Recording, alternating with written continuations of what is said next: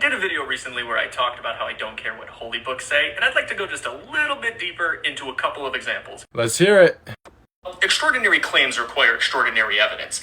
Ah, the atheist classic. Probability theory shows this atheist classic to be false. This position would entail skepticism about improbable, non-supernatural events. For example, any testimony about lottery winners or spontaneous proton decay would be swamped by the improbability of the events. The missing probability is the likelihood of the evidence if the event had not occurred. So, the probability of the empty tomb, the post-mortem appearances, the immediate proclamation, and voluntary sufferings of the disciples is very low if the resurrection did not happen. On the flip side, if the resurrection did occur, it would be very probable.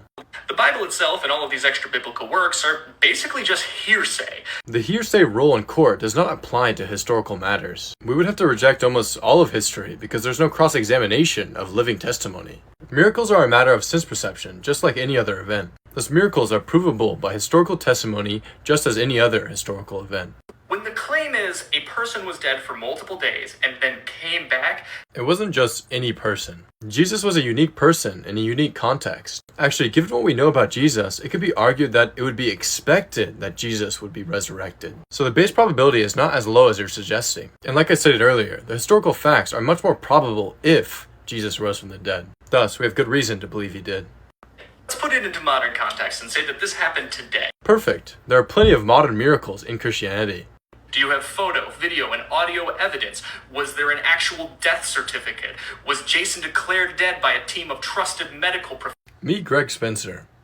He was diagnosed with macular degeneration. This is an irreversible condition. He was placed on disability. Shortly after this, he was invited to a church retreat. And while he was praying for healing, his eyes were fixed. His friend Brandy and many others at the retreat testified that he began running around saying he could see.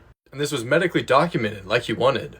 And Social Security investigated him for fraud, but they conceded that he was healed. There's no naturalistic explanation, and this very improbable event happened in the context of prayer. So given all of that, why don't you become a Christian? Let's talk about the Gospels and what they each say about the resurrection. Go again. If it were a true story, then it should be the exact same every single time. Actually, different details is exactly what we would expect from eyewitnesses. The Gospels are different perspectives. Being the exact same would suggest collaboration. Even written about until around 4 decades after. That's a presupposition. How do you know earlier copies weren't lost? It's more likely. Or that some people lied. They had every incentive not to lie, and they would not spread lies about God. On that note, I'm going to be over here being good without God. This is my 4th time refuting you. You say, I don't play chess with pigeons. As a pigeon, I'll ask again. How do you ground morality without God?